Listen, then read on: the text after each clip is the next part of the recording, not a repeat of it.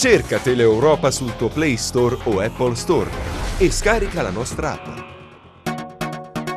Una barca a vela, a causa del maltempo e del mare molto mosso, si è scagliata ieri sera contro gli scogli a Cetraro. A bordo due turisti tedeschi, uno è stato salvato, l'altro purtroppo risulta disperso. Sentiamo.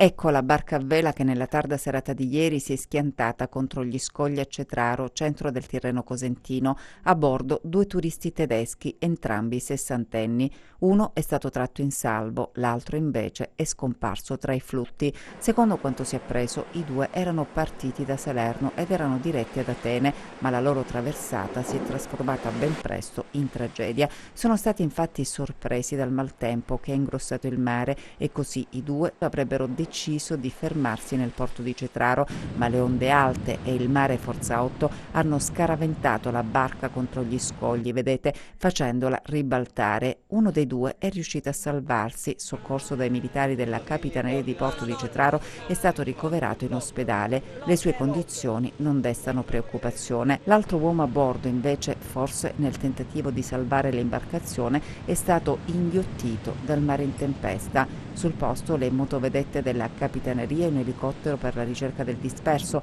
poche però le speranze che l'uomo sia ancora vivo.